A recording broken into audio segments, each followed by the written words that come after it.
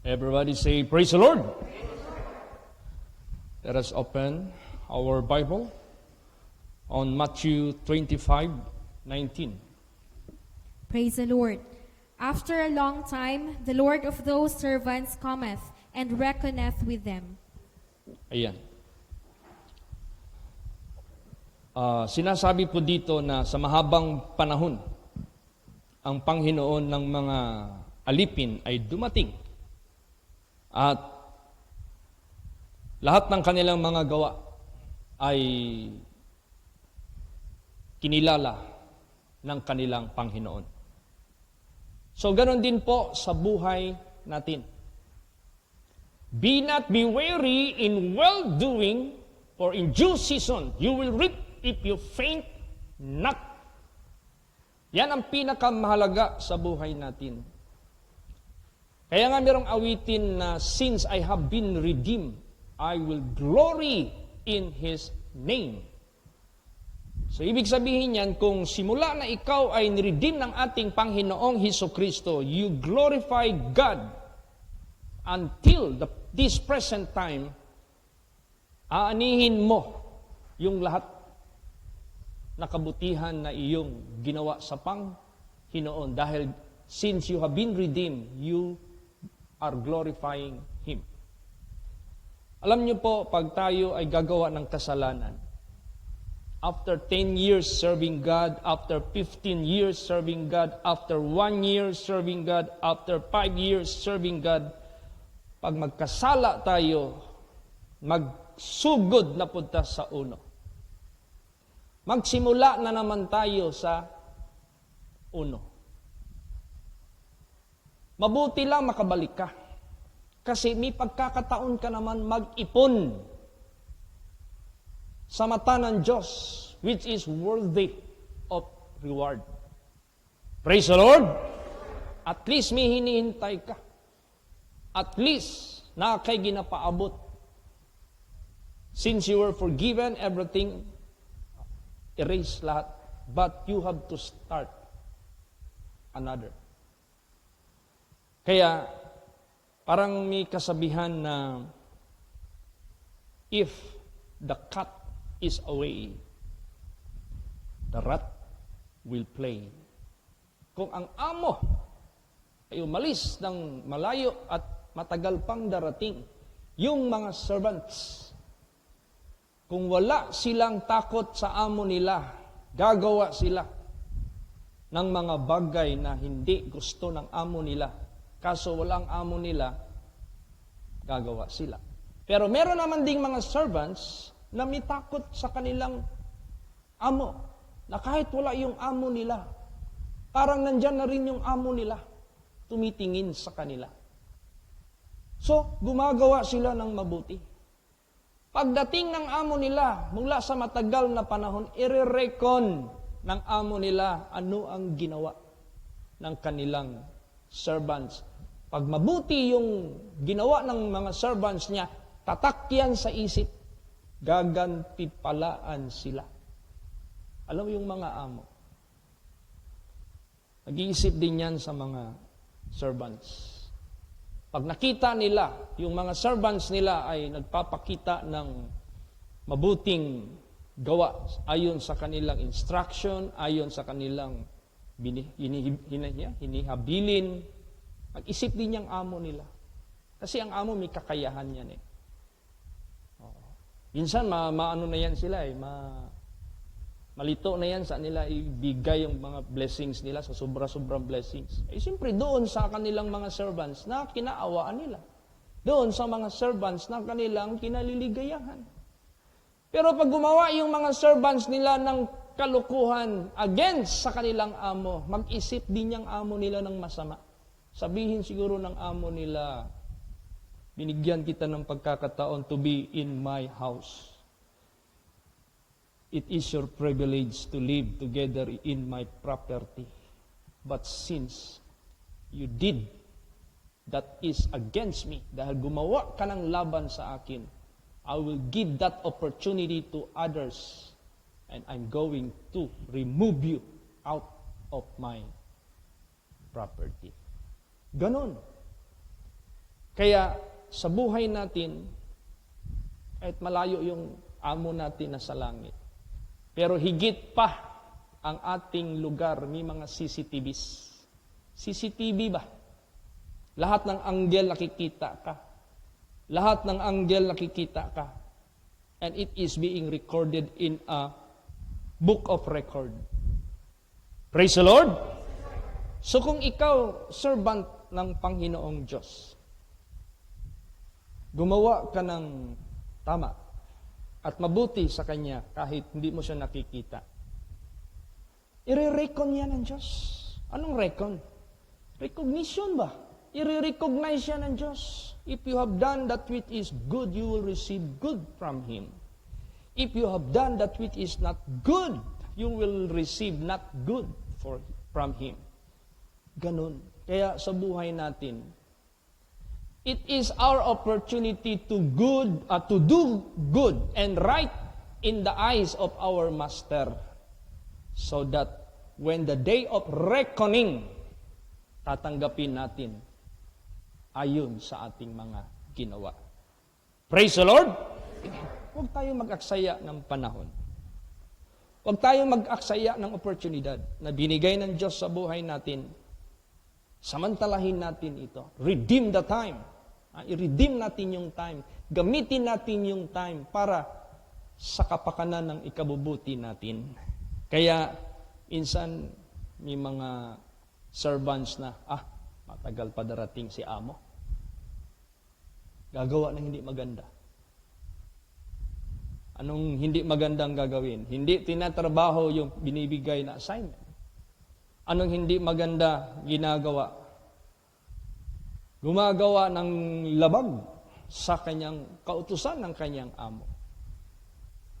So, kumpiyansa. Basahin natin. Matthew 24:48. Praise the Lord. But and if that evil servant shall say in his heart, My Lord delayeth his coming. Yan yung mga evil servants. Lagi lang nagsasabi sa isip nila, matagal pang darating ang amo natin. Hindi niya alam yung ginagawa mo ngayon, that will be reckoned. I-recon niya ng Panginoong Diyos. I-recognize yan ng ating Panginoong Diyos. Nakalista yan. Naka-record na yan.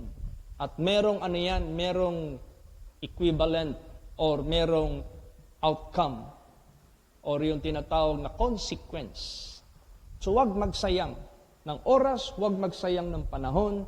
Let us redeem the time. Kasi kung ano yung itinanim mo o ginawa mo, siya ring tatanggapin mo. Siya ring aanihin mo. Ang Diyos mo naman hindi natin madaya. Kaya nga sinasabi diyan, be not deceived. God is not mocked. Kasi ito kasing deceiver na ito, laging magbibigay yan ng assurance. Hindi lagi. Hindi ka lagi hatulan ng Diyos. God is merciful.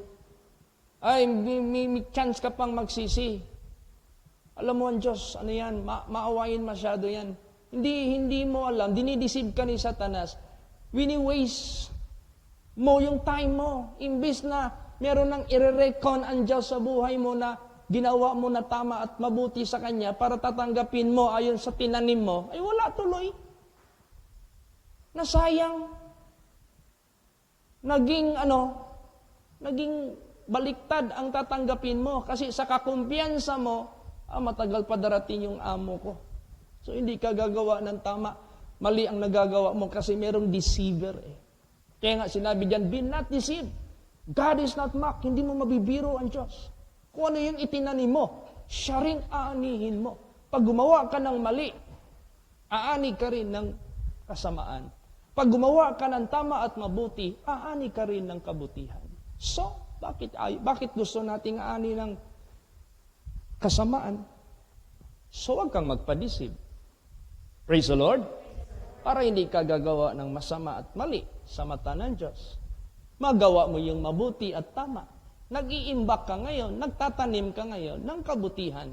Aani ka talaga ng kabutihan. Basahin po natin yan. Matthew 13:24. Praise the Lord. Another parable put he forth unto them, saying, The kingdom of heaven is likened unto a man which sowed good seed in his field. Yes. Pag magtanim ka ng mabuti, mabuti rin ang sisibol. So ganun din sa buhay natin. Pag nagtanim ka ng mabuti, ire-recon talaga yan ng ating Panginoong Diyos. Kaya walang maka-question sa Diyos. God is fair. God is just. Perfect talaga ang Diyos pag mag-judge. Kaya, therefore, hindi siya nagkakamali. Hindi siya nakikinig sa mga sumbong. Kundi, tinitimbang niya ang espiritu mo. Mas malalim pa yan kaysa makita sa visible, naked eyes. Kasi, tinitimbang ng Diyos ang espiritu natin. God weigheth our spirits. God weigheth our thoughts. God weigheth our plans. God weigheth every work we have done. Tinitimbang yan lahat ng ating Panginoong Diyos. Kaya, pag magtanim tayo, magtanim ka ng mabuti. Praise the Lord!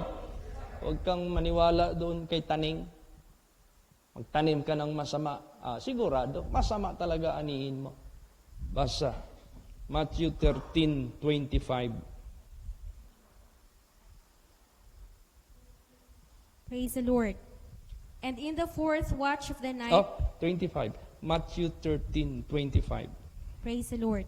But while man slept, his enemy came and sowed tares among the wheat and went his way. Yan, yung kaaway magtatanim din ng paninirang damo. Ibig sabihin yan, kung ikaw nagtanim ka ng paninirang damo, para kang kaaway ng Diyos. Sinisira mo yung tinatanim ng Diyos para sa buhay mo, na dapat ikabubuti mo. So, huwag tayong magtanim ng paninira.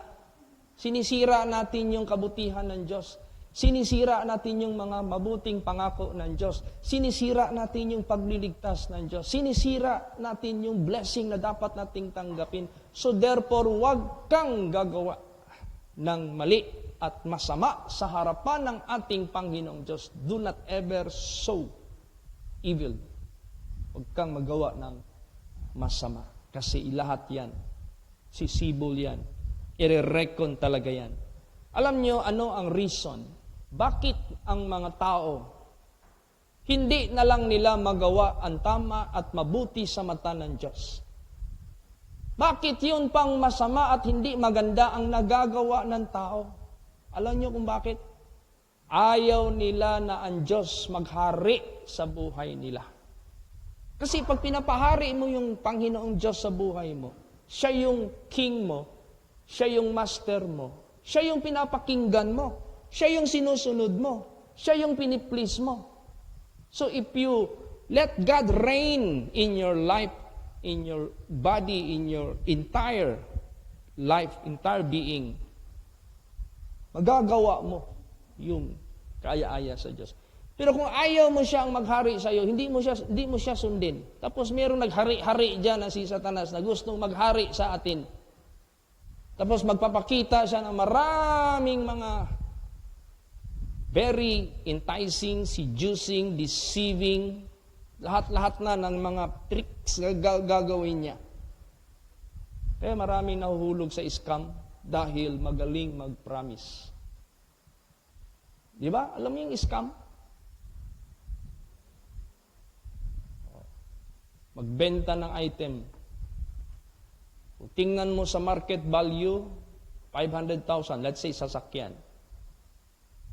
Hanapan mo doon sa market value, uy, model ganito na sasakyan. Walang problema, walang 500,000. Bakit ito kanya 200,000? Ang mura naman. Siyempre, mag-contact ka doon. Magpapakita lahat yun ng legality, kunwari. Assurance, everything. Pagbili mo ngayon, hot car pala. Na-scam ka.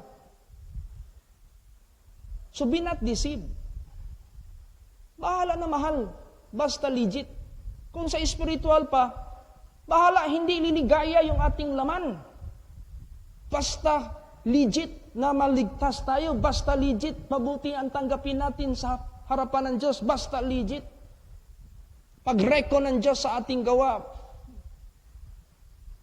bless tayo ng ating Panginoon Diyos. Kaysa yung liligaya yung laman mo, pero afterwards, magsisisi ka, afterwards, maranasan mo na lahat ang mga epekto na kasasama sa buhay mo. Kaya ang gusto ng Diyos, let Him reign over us. Praise the Lord! Siya yung pari natin sa buhay natin. Siya yung masunod sa buhay natin. Basahin natin, yan yung reason bakit ang mga servants hindi nakakagawa ng tama. Luke 19:12 hanggang 27. Praise the Lord. He said, therefore, a certain nobleman went into a far country to receive for himself a kingdom and to return. And he called his 10 servants and delivered them 10 pounds and said unto them, occupy till I come. But his citizens hated him and sent a message after him, saying, we will not have this man to reign over us. And it came to pass that when he was returned, having received the kingdom, then he commanded these servants to be called unto him, to whom he had given the money, that he might know how much every man had gained by trading. Then came the first, saying, Lord, thy pound hath gained 10 pounds. And he said unto him, well, thou good servant, because thou hast been faithful in a very little, have thou authority over 10 cities. And the second came, saying, Lord, thy pound hath gained 5 pounds. And he said likewise to him, be thou also over 5 cities. And another came, saying, Lord, behold, here is thy pound, which I have kept laid up in a napkin. For I fear thee, because thou art an austere man. Thou takest up that thou laidst not down, and reapest that thou didst not sow. And he saith unto him, out of thine own mouth will I judge thee, thou wicked servant. Thou knewest that I was an austere man, taking up that I laid not down, and reaping that I did not sow. Wherefore then gavest not thou my money into the bank, that at my coming I might have required mine own with usury?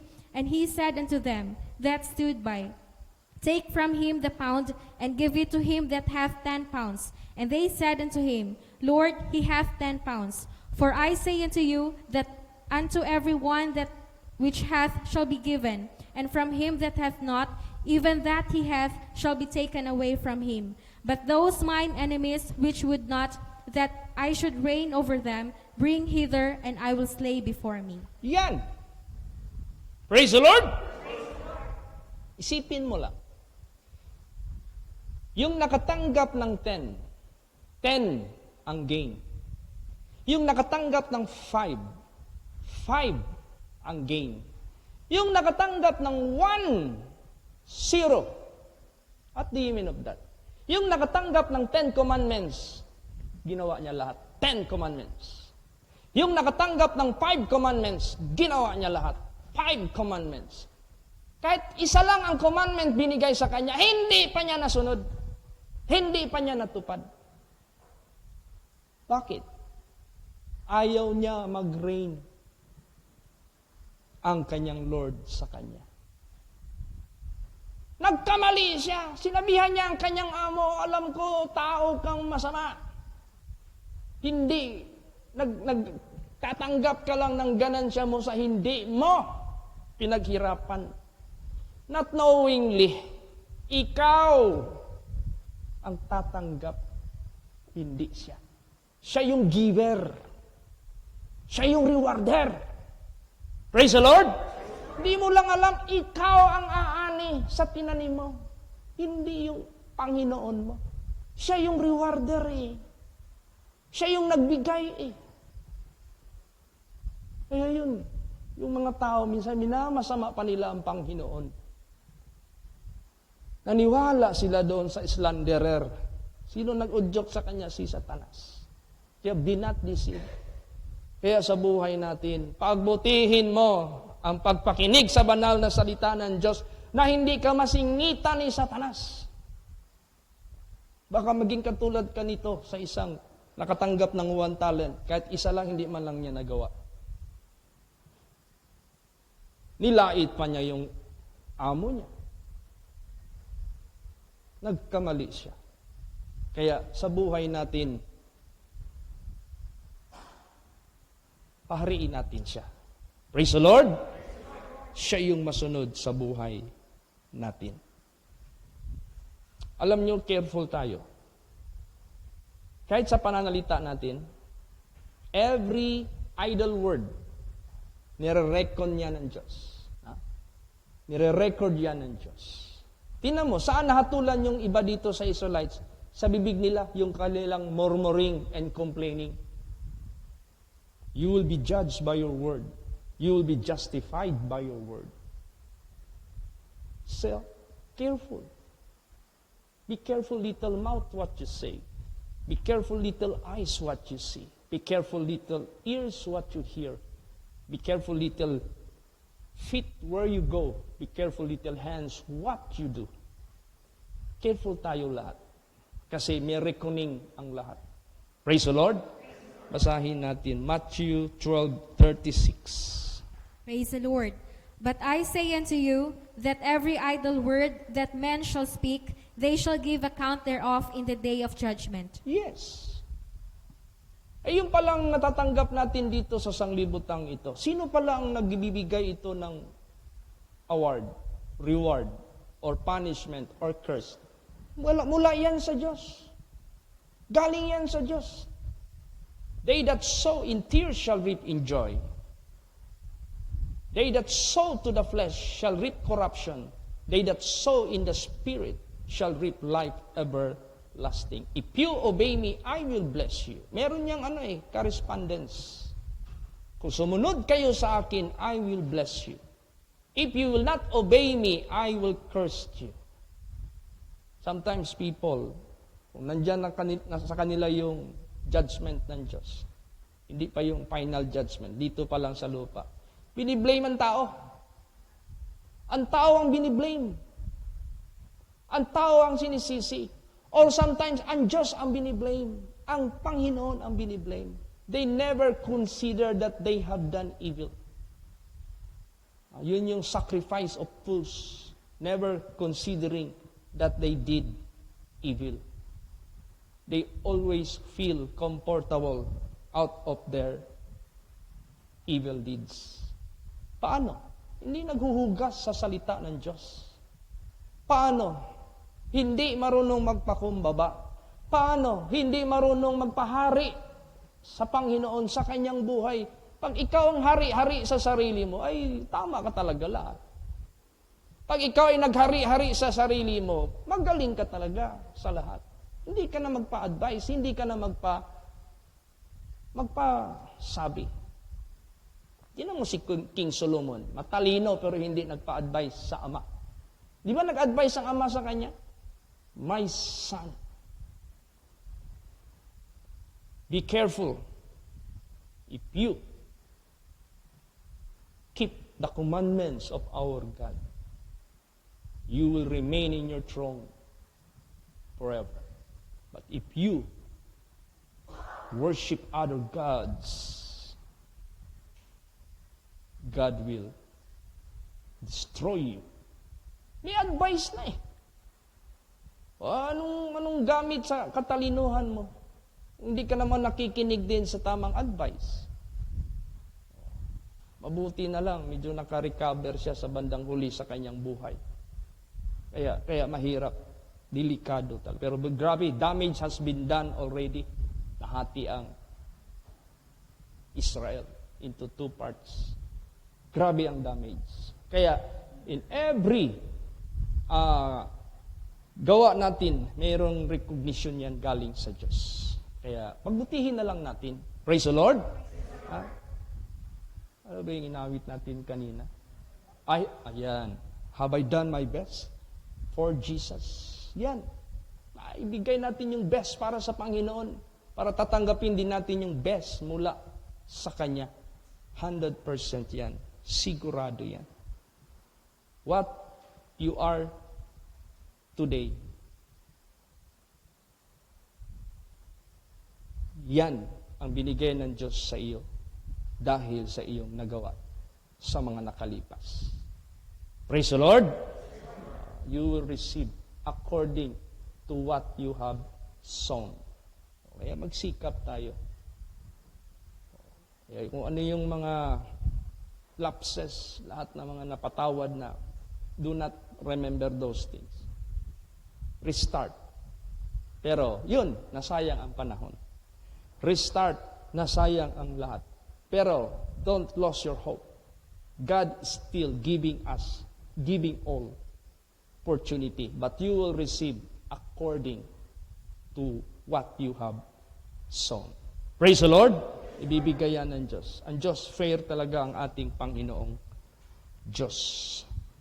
Lahat tayo ang papasan sa ating sariling pasan. Basa, Galatians 6:5. Praise the Lord. For every man shall bear his own burden. Yes.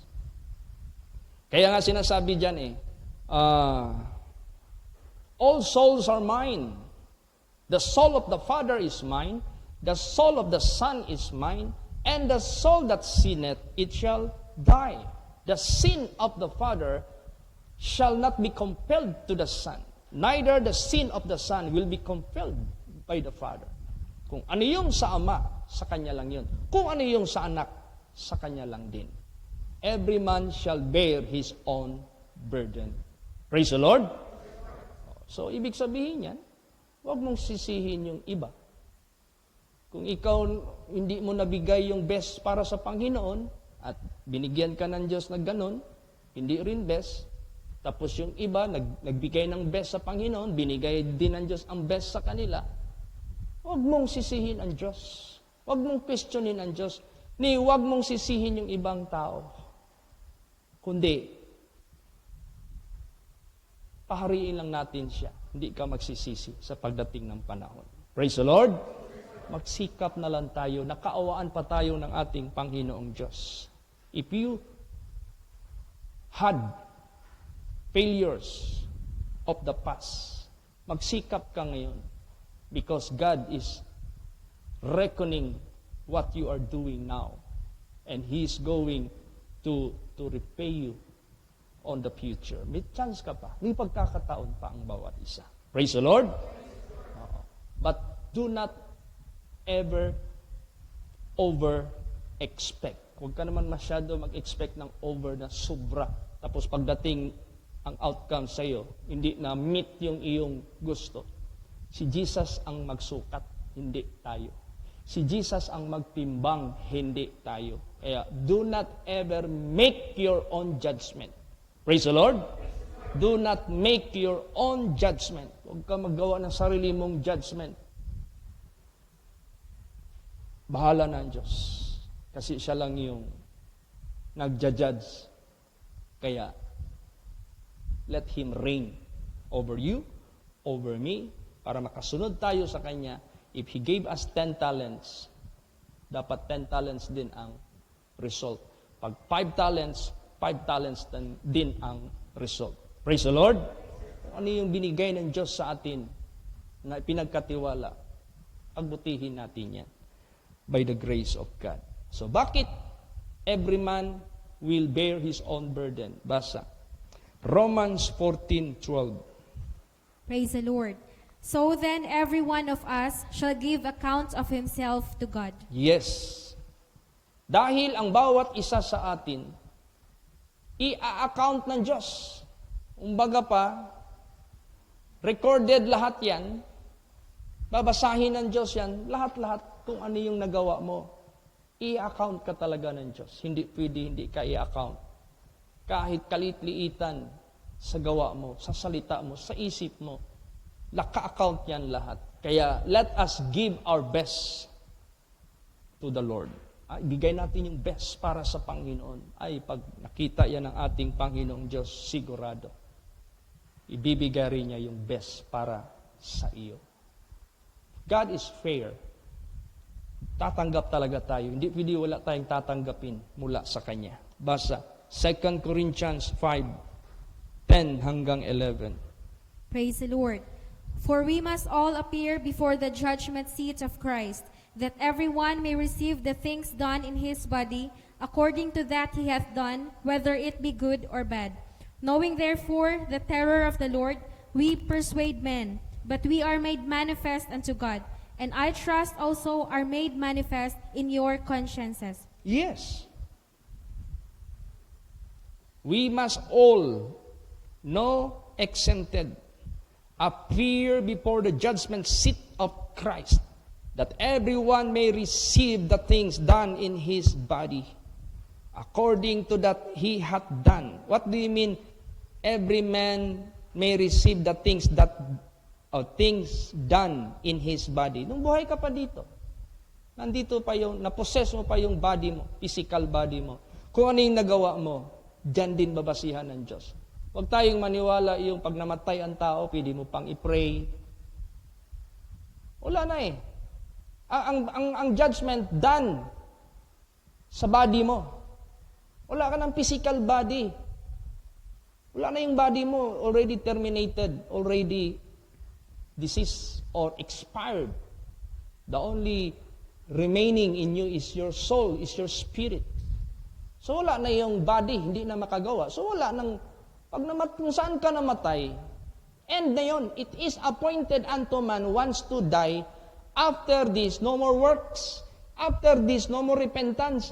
After this, no more yung pagbabago. After this, the judgment. So, ang judgment ng Diyos doon sa nagawa ng katawan natin, nandito pa tayo sa katawan, pabutihin natin yung gawa natin kasi yun ang basihan sa judgment eh. Praise the Lord! Kaya nga sinabi dyan denying ungodliness, worldly lust, and we should live soberly, righteously, godly in this present world habang nasa body pa tayo. Para pag-judge ng Diyos sa atin in the judgment seat of Christ, we will receive the things that we have done in our body. According to that He hath done, whether it be good or bad. So, ibig sabihin niya, hindi makalusot yung gumawa ng mabuti, natatanggap ng gantimpala, hindi rin makalusot ang mga masasama na maka-escape sila, tatanggap ng bad. Because they have done bad, they will receive bad. Walang maka-escape. Tatanggapin mo talaga yan. Kaya, pahariin natin siya. Kasi siya lang yung mabuting Diyos na merong balak. Ligtasin tayo. The rest, wala na yan. Kaya, pahariin natin siya. Praise the Lord! So, sa ngayon, huwag kang mag-judge sa ibang tao. Hindi mo alam.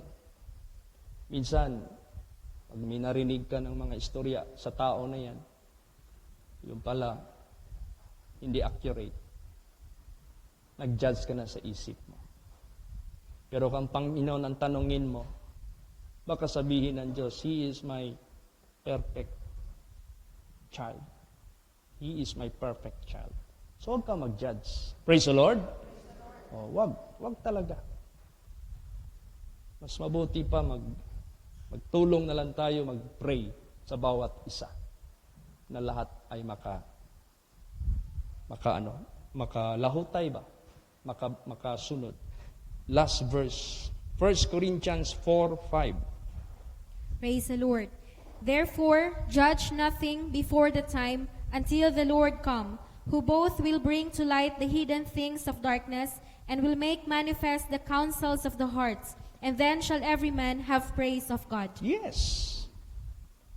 Huwag kang maghatol bago ang pagkapanahon, oras, hanggang darating ang Panginoon na hahatol sa dalawa, na ipapahayag niya sa liwanag ang lahat ng mga bagay na mga nasa kadiliman. At papahayag niya ang lahat ng mga counsels ng mga puso. Then every man shall have praise of God. Praise the Lord! So, sikap tayong lahat. Do not forget. After a long time, the Lord of those servants cometh and reckoneth with them. Di man natin alam how long it will take we will receive the things that we have done good in the eyes of God, how long it will take, we shall receive the reward. Ganon din sa mga evildoers. Gumawa ka ng masama. Hindi mo rin alam how long it will take darating yung dapat sa iyo na nakita ng ating Panginoong Diyos. But there is a result. Meron talagang resulta. So magsikap po tayong lahat. Kanina nakatanggap ako ng tawag. Yung pala nag-text na siya sa akin last week pa. Ang problema lang, ang number na kanyang pinadalhan ng text, wala na yung, hindi ko na ginagamit yung isang globe ko noon. Ang kasi wala akong reply. Kanina tumawag. Meron number doon na option, nakita niya, dalawa yung number ko. Yung isa hindi mag-ring, kung doon siya nag-text. Yung isa nag-ring, iyon na, nasagot ko. Oh, praise the Lord, kumusta? Anong balita dyan? Pastor, natanggap mo yung text ko? Wala akong natanggap na text. Saan ka ba nag-text? Yung number na isa mo, ay wala na yun. Ano pala? Anniversary namin sa Marbel ngayong Sunday. And we would like you to handle the anniversary. Dahil may mga bisita tayo na mga galing sa mga tagalabas. Ha? Ganun ba? But nevertheless, I will inform the Davao congregation and I will go to your invitation. May chance pa naman, may time pa naman. Praise the Lord! Then afternoon, mag-settle tayo sa problema nyo dyan. Buti na lang yung paa ko, to God be the glory. Kanina lang, natanggal na. Hindi ang paa, natanggal na yung yung tumigas na kugang ba yan? Kasi lumiit ng lumiit eh. Ganun, malaki, tapos lumiit ng lumiit. Tumigas ng tumigas. Hanggang halos hindi mo na maano. Try kong tuklap na tuklap. Wala nang butas. Yung isa naman, dalawang mata yun eh. Pag tuklap ko, wala na rin butas. Sabi ko, Lord, salamat po. Thank you, Jesus. At least, I could travel. Itong urgent matter. Praise the Lord! Oo. Kaya mamaya, mag-meeting tayo yung dapat sinong maiwan dito. Kasi kailangan kong isama si Sister M dahil meron tayong hingian doon ng revelation. Kasi pangatlo, settle na itong problema. Hindi masisettle. Sabi ko, okay, let us hear every side and let God be the judge. Praise the Lord! Ganon yan. Pasalamat tayo dito. Anong sabi ng Diyos? What is too heavy for you? What is too difficult for you that you cannot decide? Bring it unto me, and I will give you the judgment. Yan ang kaibahan nandito si Lord Jesus Christ. Nagbibigay sa atin lagi ng guidance. Praise the Lord! Hindi ko man madesisyonan yan. Hindi, kasi yung matter parang hindi man ako pwede bias. Dito lang ako sa gitna. Ang ano ko lang, ang role ko lang, paano sila united. Paano pacify. Kung merong masama, itapon. Hindi yung membro itapon ha. Kung merong masama, yun ang baguhin, yun ang alisin. Magpakabuti kayo lahat, mag-behave kayo lahat. Sa mata ng Diyos, let God reign, not yourself. Praise the Lord. Pahariin natin ang Panginoon. Kapag kanya-kanya tayo, siyempre, may kanya-kanya tayong kalibre. Wala, hindi talaga tayo magkakaunawan. Pero kung pahariin natin ang isang hari sa lahat ng hari, then, ipahari natin, sumunod tayo sa Kanya. Walang gulo. Bakit mayroong gulo? Mayroon tayong sinusunod eh. Praise the Lord. Tinan mo yung traffic ko, pag hindi sinusunod yan, magulo pa sa lukot. Ang ulas, mabuti na lang, at least ginagawa na yung, flyover. Kita niyo yung mga heavy equipments dyan. Nagtatanim na sila ng mga poste. Flyover yan. Para sa panahon ng, tawag yan, peak season or yung talagang traffic talaga, mais na siya. Kasi, ang galing sa ulas, galing sa Kalinan, Hindi na magdaan dyan sa crossing. Magtalo na siya, kaya fly lilipad na siya Diretso na yan sa doon sa malayo. Tapos yung papunta din ng Toril, maglipad na rin yan doon sa malayo. So yung malalapit dyan, na siya, ma-neutralize na siya. Sabi ko, praise the Lord. Gusto ng Diyos lahat mabigyan ng kaayusan ang ating mga problema. Praise the Lord. Kaya magpasubmit tayo sa government. Kasi ang government walang ibang inisip kaayusan. Sino ang government? Ang hari. Siya yung may hawak sa atin lahat dito. So let Jesus, let God, let the Word of God reign over us. Praise the Lord. At sigurado, 100%, nandyan ang kapayapaan. Nandyan ang katagumpayan. God will bless. Oh, ano yan? How pleasant it is for the brethren that dwell together in unity. Bakit? It is like the oil that round down from the head to the beard of Aaron. Anointing yun. Praise the Lord. Pag nagkaisa tayo sa anointing ng Holy Spirit, naku, the blessing of the Lord, He will command even life forevermore. O, di ba? O ano yung meron sa Diyos, ibibigay lahat, buhos yan sa atin. Praise the Lord. Kaya, salamat po, Lord Jesus. Sabi nila, doon na raw tayo almusal. Dito na kayo mag-almusal, Pastor. Sige, by God's will. Bakit God's will? Kung babalik si Jesus mamaya, hindi na tayo makarating doon. Praise the Lord. Siyempre, lahat ng lakad natin, God's will. God's will lahat. Kaya, salamat tayo sa ating Panginoong Diyos. Remember always, merong recognition ang lahat sa ating mga nagawa. Pagbutihin natin. Let us give the best for the Master. Kaya ngayong gabing ito, search your heart. Is your heart right with God? If it is right, then continue. But if it is not right, it is your heart. It is high time for everyone to be right in the eyes of God. Praise the Lord. Magsitayo po ang lahat.